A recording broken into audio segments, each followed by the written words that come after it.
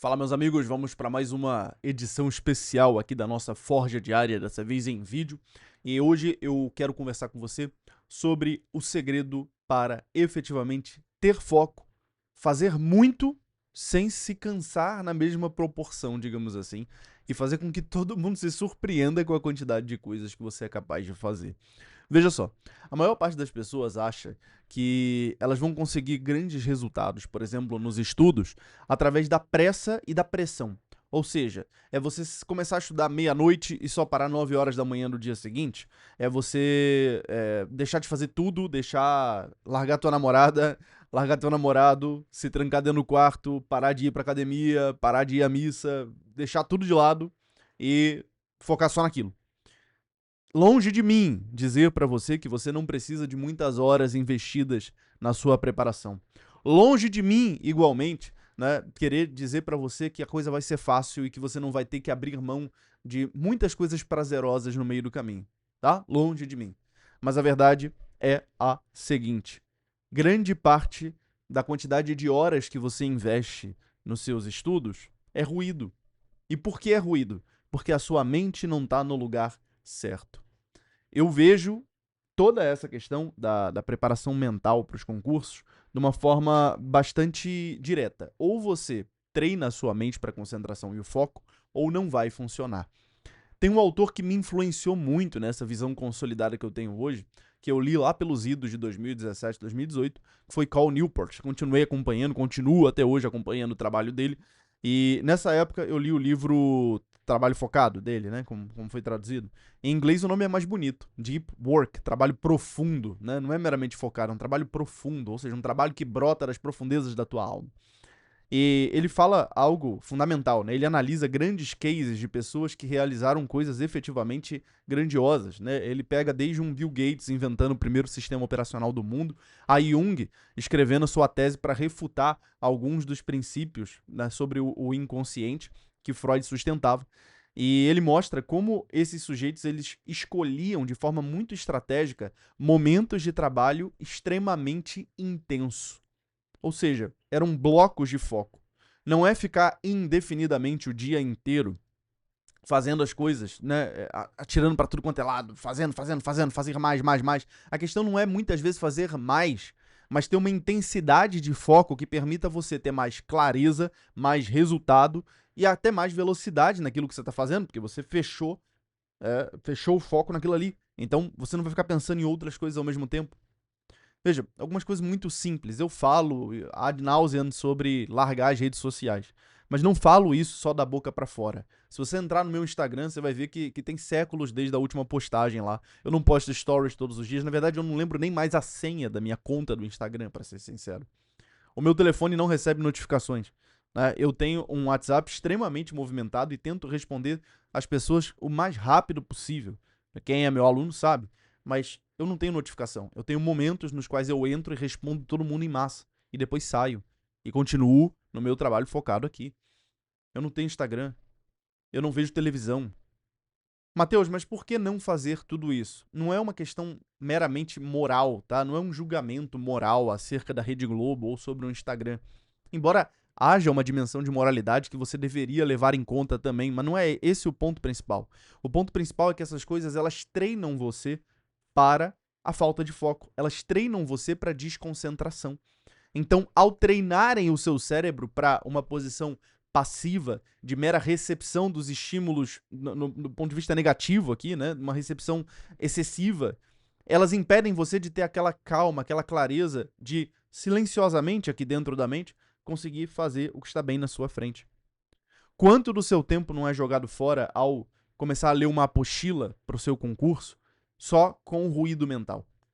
Quanto do seu tempo não é jogado fora ao tentar começar a assistir uma aula só com o ruído mental do blá blá blá incessante que fica na sua mente, com o fato de que você não consegue estar ali de verdade? Você está pensando em múltiplas coisas ao mesmo tempo.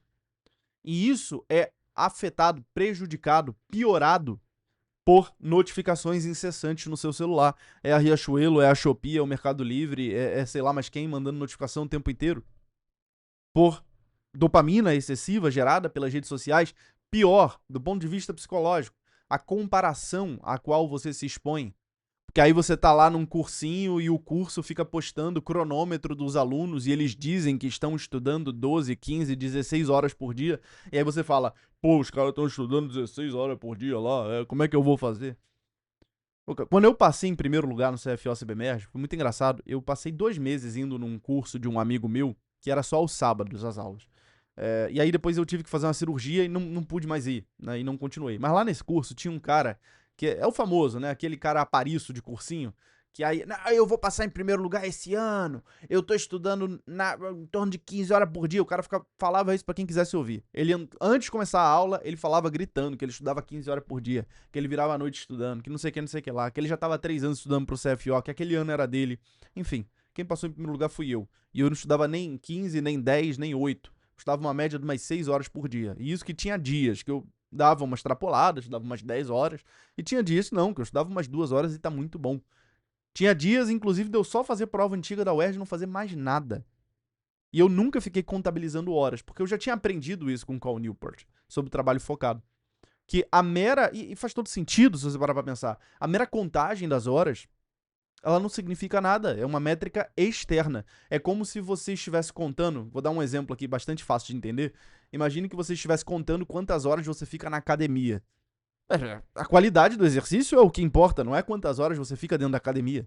Você pode passar 10 horas do seu dia na academia e continuar com o corpo exatamente como você tá. Para você ter resultados, você tem que estar fazendo os exercícios efetivamente, não é mesmo? Então, assim, esse exemplo ele deixa de forma patente, óbvia o que eu quero dizer. A contagem das horas, ela não ajuda muito. Ah, Matheus, então eu posso estudar pouco? Não, você tem que estudar muito e você tem que estudar muito bem. Esse é o ponto. Só que para você chegar a estudar muito e muito bem, você tem que refinar o seu foco, tem que treinar o seu foco. E é muito importante também, ao mesmo tempo, que você tenha atividades na sua vida que conduzem ao foco. Um exemplo de um hábito angular que conduz ao foco: a leitura. Outro hábito angular que conduz ao foco: meditação. E assim vai, corrida, né? Treinamento físico. Agora, não adianta você ir correr e ficar com um fone de ouvido ouvindo o tipo de música mais agitado que você puder imaginar. Por quê? Ah, Matheus, mas eu gosto de ouvir música agitada enquanto eu corro. Tudo bem, você faz o que você quiser, né? Assim, eu não sou teu pai e tua mãe, não tô mandando você fazer nada. Mas o ponto é, se você fica ouvindo música que gera um estímulo excessivo, quando você chega, o teu cérebro também já tá cansado. E aí, de qualquer forma, aquela corrida não foi regeneradora, né? Então, você tem que pensar o que compensa mais, né?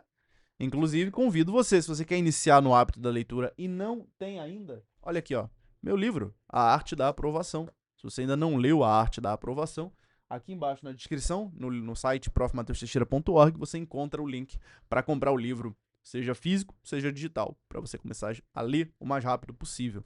E é muito importante no hábito angular da leitura que você comece lendo livros que te interessem de fato. Como provavelmente você que acompanha o meu canal tem interesse em ser mais disciplinado, está estudando para um concurso, está estudando para um vestibular, faz tudo a ver, né? Tem tudo a ver, né? Faz todo sentido ler A Arte da Aprovação, que é um livro escrito por alguém que passou em primeiro lugar, que é neuropsicopedagogo, psicanalista, professor, e vai mostrar para você exatamente o que está faltando girar aí dentro.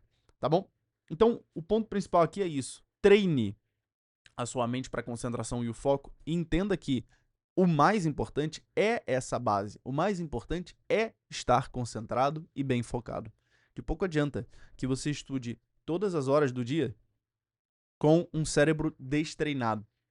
Ou se você sai de uma sessão de estudos e imediatamente você vai para uma distração que prejudica a sua capacidade de foco.